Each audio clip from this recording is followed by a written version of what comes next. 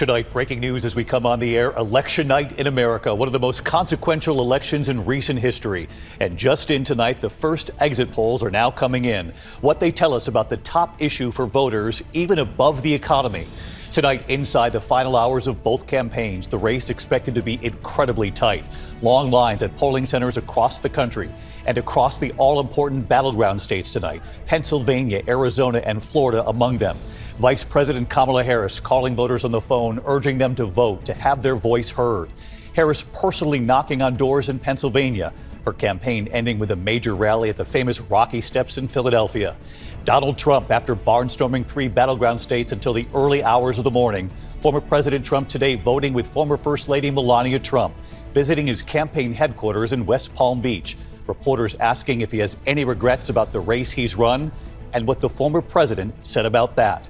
Mary Bruce, Rachel Scott, and Rick Klein at the big board, they're all here tonight. 7 critical battleground states at the center of this election, perhaps none more crucial than Pennsylvania, the state considered a must-win state for both Kamala Harris and Donald Trump. Some voters waiting for hours, supporters on both sides tonight calling this the most important election of their lifetime. The Georgia battleground, President Biden winning that state by just 11,000 votes just 4 years ago. Tonight, the fake bomb threats sent to poll workers coming from Russian email accounts. Tonight, the state insisting voting has not been interrupted. And how soon we could know as a country the results from Georgia and the other battlegrounds. Steve Osunsami in Georgia, Rick at the big board. He'll take us right through the timing of the night. Nearly 86 million Americans voting early this year. What we're already learning about the votes and who cast them. Men and women, Democrats, Republicans, and independents. And what both campaigns need to do on this election day to win. The other news tonight, ABC News now confirming the report of an alleged Russian plot to smuggle explosive devices onto planes bound for the U.S. 2 devices ignited at DHL facilities. Authorities revealing an image of a possible suspect tonight. Tropical storm Rafael expected to grow into a hurricane before heading straight for the U.S. When it's expected to make landfall, we are tracking yet another potential hurricane. And with the world watching, we take a moment tonight to honor our poll workers, their dedication to making sure every vote gets counted. A special edition of World News Tonight starts now. From ABC News, this is a special election night edition of World News Tonight with David Muir. Reporting tonight from ABC News Election Headquarters in New York. Good evening, and it's great to have you with us here on this election night in America, one of the most consequential elections in recent history. After an extraordinary campaign, a former president running for re-election, a sitting president bowing out, his vice president stepping in. And since that moment, 3 months ago, the race has been a virtual dead heat, reflecting a sharply divided nation. The first poll set to close just a short time from now in some of the key battlegrounds. But this election, like many before it, may call for patience. The race for the White House may not be decided tonight. Different states with different rules. It could take some time to tally the vote, especially in such a close race. But we will get results in some of those key battlegrounds tonight. It will all begin to take shape within just a couple of hours right here live on ABC. So watch it unfold right here. In the meantime, the first exit polls are coming in tonight. What voters are saying after casting their ballots on the economy, abortion rights, immigration, and border security.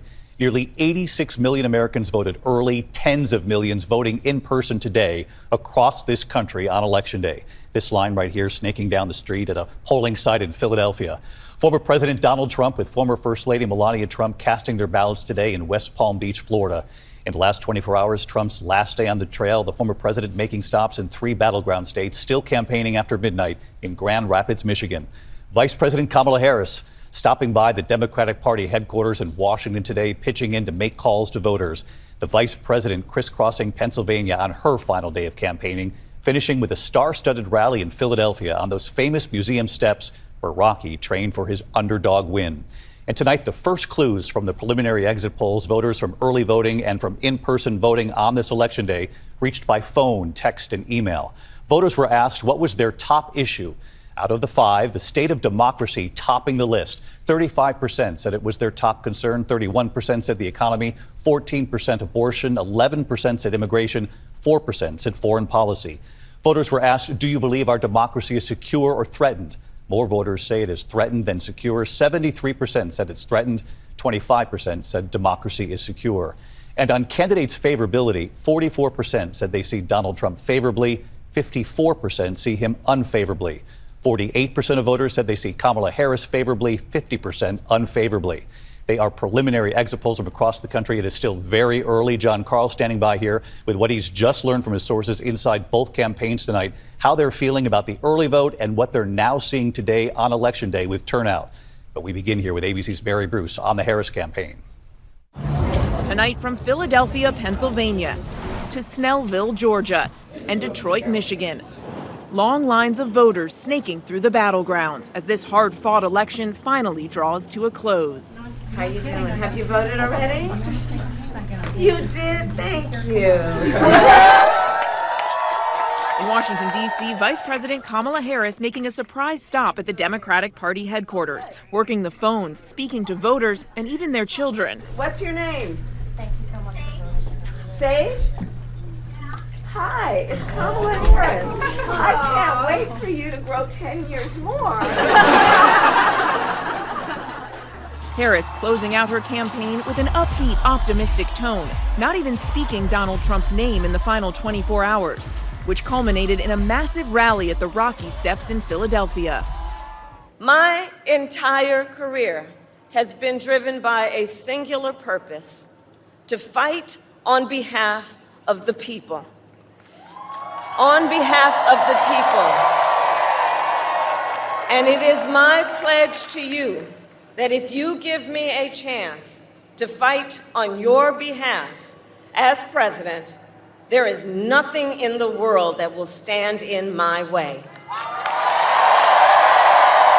Before, Harris going door to door in the must-win state. I just wanted to come by and say I hope to earn your vote, and I want to just thank you for just giving us the time. Pennsylvania, the linchpin of her strategy. The Harris campaign telling us they knocked on 100,000 doors there this morning alone before 11 a.m. An all-out effort to get out the vote. Former President Trump, meantime, visiting his campaign headquarters in Palm Beach, Florida, sounding confident. It's too early to congratulate, but we are hearing it's record kind of numbers. Across the battlegrounds, election officials say the vote is going smoothly. From Arizona, everything in the state of Arizona is running about as smoothly as it could be. To Michigan. There are literally parties at the polls, people dancing, people celebrating, which is kind of what today should be. To Georgia. We're battle tested, and we'll have a process in place. We'll make sure we follow the law, follow the Constitution, and report the results accurately.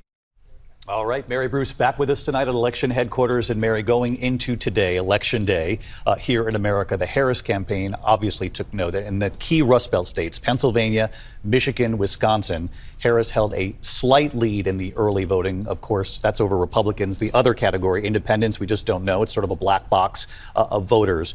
Are they confident they got the turnout they needed today to compete against Republican turnout on Election Day? David, the Harris campaign tonight is quick to note that turnout today was up across every key battleground state. They see those long lines, and they believe that that is a good sign for them, that her broad coalition of supporters is coming out. So tonight they are cautiously optimistic. Now, this evening, Kamala Harris is having dinner with her family at her residence in Washington before heading to her watch party at Howard University. All right, Mary Bruce with us here tonight. Mary, thank you. Meantime, former President Donald Trump closing out his campaign with a whirlwind tour of 3 battleground states, and what Trump said today when asked if he had any regrets after this campaign.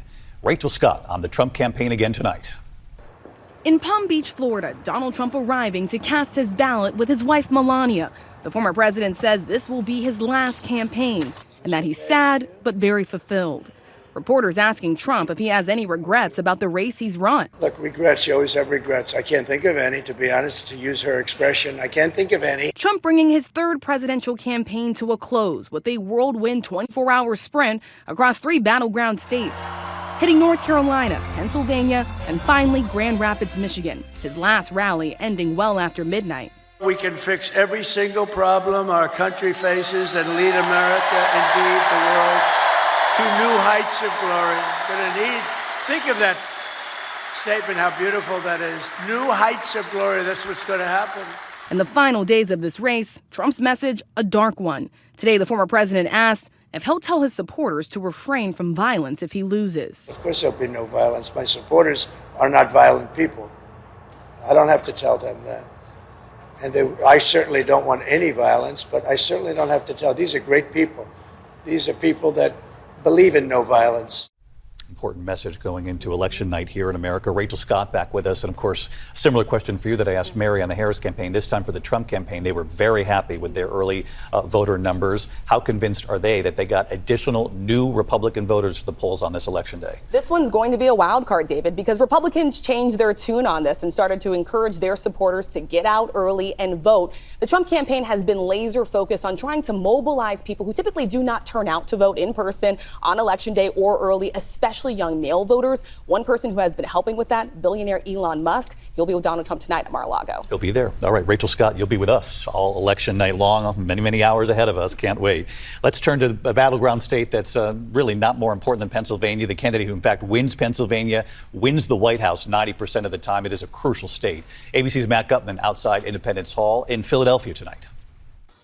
Tonight in battleground Pennsylvania, voters lined up, some waiting hours to cast their ballots in this must-win state for Trump and Harris. Thank you for coming out. Absolutely most important election of my lifetime. Many residents in bellwether Bucks County focusing on inflation. Cast your ballot. What are you thinking about? The economy, the country. And for others, like Danielle, a mother of two, it's intensely personal. She lost a child. This is my representation of her. She's got her big sister shirt on. So she was stillborn. I did have a miscarriage before that, so all for women's rights.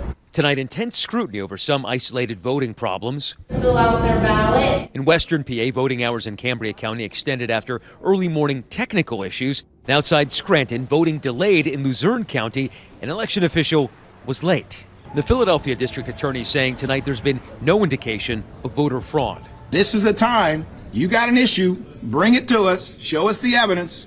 We are here in an even-handed fashion. And David, to give you a sense of how important this state is for the candidates, together they have spent more than $500 million here, made over 42 campaign stops, by a wide margin more than any other state. David. Well, we're really glad you're there in Pennsylvania. Again, a crucial state, Matt. Thank you. Now to the battleground of Georgia. You'll remember 4 years ago, President Biden winning that state by just about 11,000 votes. Tonight, the news, the fake bomb threats sent to poll workers coming from Russian email accounts in Georgia. The state insisting voting has not been interrupted. And so here's the question tonight. How soon could we know Georgia's results? ABC's Steve Osunsami lives in Georgia. He's our Georgia expert, and he's with us all night long. Hey, Steve. Hey, David, the biggest challenge has been those fake bomb warnings sent to poll workers in counties that officials say are favorable to the vice president. The Secretary of State says that none of those were real, and a few polling places did have to close for about half an hour, but otherwise we've seen few problems, and most people are spending just minutes casting their votes. A new state law means that we're going to see results tonight for as much as 70% of the vote very quickly. By law, the early vote and absentee votes on hand have to be reported by the counties within an hour of the polls closing, which could mean as early as 8 p.m. Eastern. And the Secretary of State is saying that we could have as much as 90% of the total vote counted by tonight. But to put this in perspective, we have to remember what happened in 2020. The presidential election here went on for days. It was super close, and Joe Biden won by just under 12,000 votes. David. Steve Osunsami in Atlanta for us tonight. Steve, our thanks to you. Our political director, Rick Klein, right back over at the big board tonight. Rick, first of all, the early voting numbers, they really have been quite impressive from both sides as we headed into Election Day. Just give us a recap here where we stand.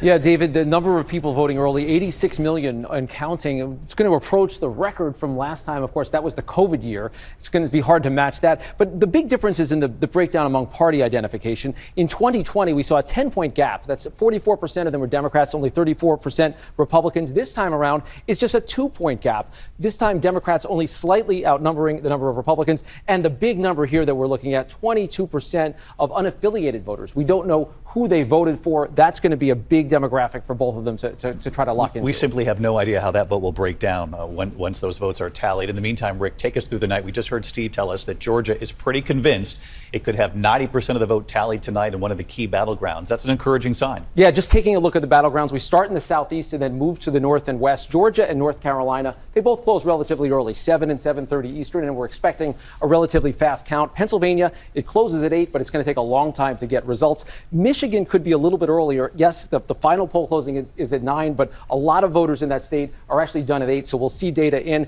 Those upper Midwestern states will be critical, but Pennsylvania, just looks so important no matter how you slice this election, David. We always say that, and we say it for a reason. Rick Klein with us tonight. Thanks, Rick. John Carl working his sources just before we came on the air. I know you did talk to former President Donald Trump. How is he feeling about these early vote numbers and what he saw as turnout today? First of all, general comment. I think both campaigns are on edge. Both are projecting confidence, but expecting this will be a long night and a very, very close result. I asked President Trump, former President Trump, how he read what he has seen come in these early votes and the final polls, and this very interesting answer. He said, "I don't know. We have had a lot of enthusiasm, but I cannot read it, and I don't think anybody can read it." Again, not usually what you hear from Donald Trump. He was saying he genuinely doesn't know what to make of the results he's seen so far. And from the Harris campaign, Mary reported they're also very anxious, optimistic, but she said cautiously, but I've heard nauseously optimistic. Yeah, no, I've heard Mary say, look, they feel very good about Philadelphia.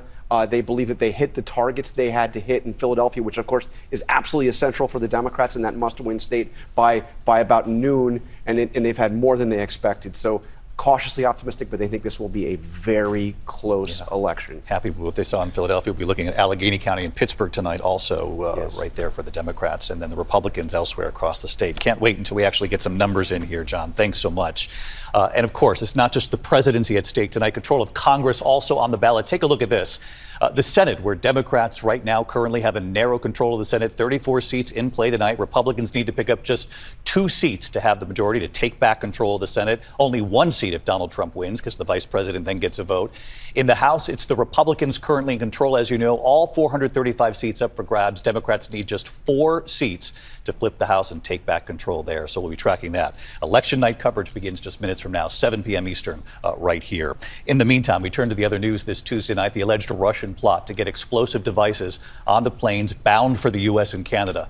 Investigators uncovering it after fires at 2 shipping hubs in Europe. And tonight here, authorities revealing an image of a possible suspect. ABC's Gio Benitez reports. Tonight, the Kremlin is dismissing allegations of a Russian plot to hide explosive devices on board cargo planes bound for the U.S. and Canada.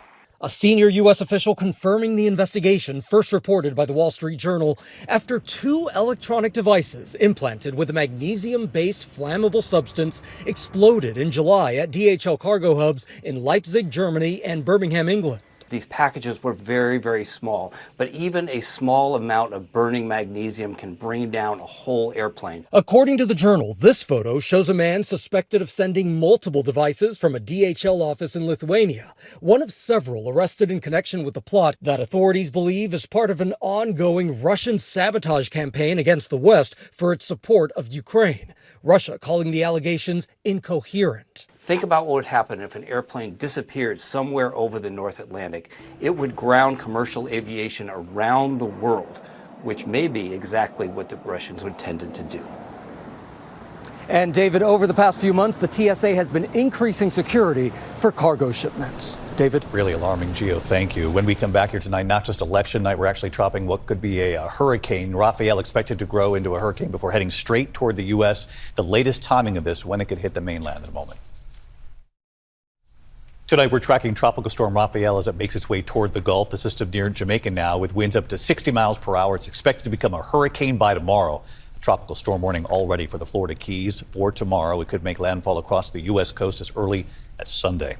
When we come back here tonight, the encouraging news on gas prices, and we celebrate our poll workers on this election day as the whole team joins us here in a moment as we get started at 7 p.m. Eastern. Tonight, gas prices nearing their lowest point of the year. The national average has fallen to $3.10 for a gallon of regular. 24 states now below $3. When we come back, with the world watching, the people making sure your vote gets counted. And we're just minutes away. Some of the first polls begin to close. The first results set to come in. ABC World News Tonight with David Muir. Sponsored by Vivgard Hytrulo and Vivgard. On this election day, we celebrate our poll workers. At dawn in Burnsville, North Carolina, Fulton County, Georgia, elections workers. In Las Vegas, a poll worker and the American flag. The whole team is right here. ABC News election night coverage starts just moments from now. I'll see you then. Thank you for making World News Tonight with David Muir, America's most watched newscast.